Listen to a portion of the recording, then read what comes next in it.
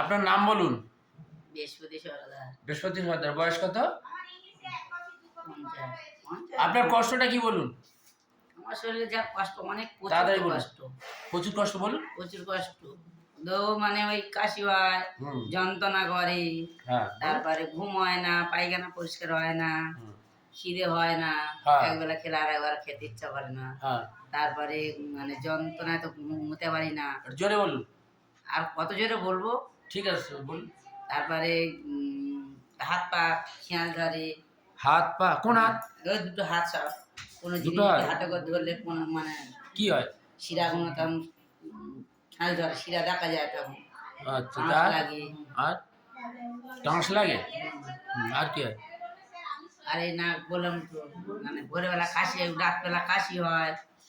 আচ্ছা, এই আপনার হচ্ছে বৃহস্পতি সর্দার, তাই তো? বৃহস্পতি সর্দারের আমরা একটা কেস টেকিং করেছি। কেস টেকিংটা হচ্ছে উনি বলতেছে যে অ্যাসিডিটি হয়, মুখটা টক হয়ে যায়। হ্যাঁ, মুখটা টক হয়ে যায় এবং মুখটা একটা দুর্গন্ধ হয়। এটা 20 বছর ধরে। আচ্ছা, লোয়ার ব্যাক পেন আছে, এটা আপনার 16 বছর। আর বলছে বোথ লেগ নামবেন্স, মানে ভার হয়ে যায়, নিশার হয়ে যায় এরকম। হ্যাঁ, অসাড় হয়ে যায়, ভার হয়ে যায় এরকম আছে, তাই তো?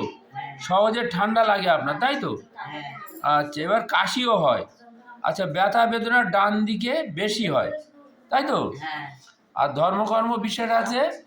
আচ্ছা, রাত্রে পায়ের চেটো জ্বালা করে। আচ্ছা, মাথা জ্বালা করে, রাত্রে উঠে জল খায়।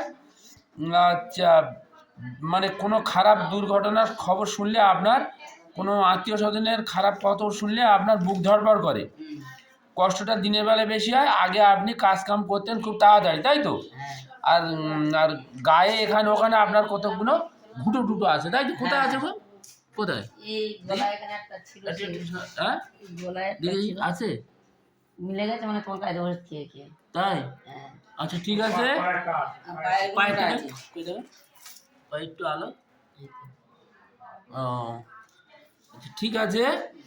এই হলো ওনার কেস টেকিং। আচ্ছা, ইনি হচ্ছে, একটু বলে রাখি, ইনি হট পেশেন্ট, সহজে সর্দি সেলাসা লাগে, খিদে কম।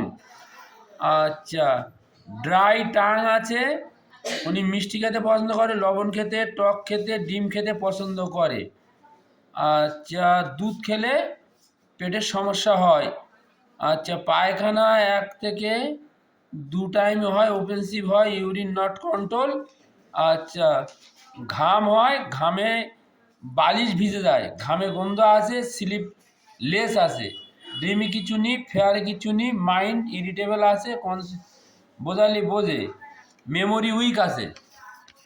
এই সমস্ত লক্ষণগুলো ওনার মধ্যে পাওয়া গেছে। আমরা এনাকে একটা জিনিস একটু বলছি, এনাকে কতগুলো ওষুধ ওনার মধ্যে থেকে বেরিয়ে এসছে, যেমন কোস্টিকাম, এই ক্যালকেরিয়া কার্প, উনি মোটা সোটা দেখতে এবং প্রচুর ঘাম হয়। এখানে আমরা আপনাদের দেখাই ক্যালকেরিয়ার যেটা আমরা পেয়েছি, যে ওনার গায়ে হাত দিলে, টাচ করলে, এই যে এরকম হাতটা দিন, এই যে হাতটা এনার গায়ে টাচ করলে ঠান্ডা ঠান্ডা লাগে। এটা ক্যালকেরিয়ার একটা সিমটম আছে। তা গা ঠান্ডা লাগে, এটা ক্যালকেরিয়ার। ওবেসিটি টেন্ডেন্সি আছে, এটা ক্যালকেরিয়ার আছে। এবং ওয়েট পিলো, বালিশ ভিজে যায়, সহজে সর্দি সেলাসা লাগে, এটা একটা ক্যালকেরিয়ার সিমটম আছে। স্টুল সাওয়ার, টক গন্ধ হয়। আর এবারে এটা আছে কি,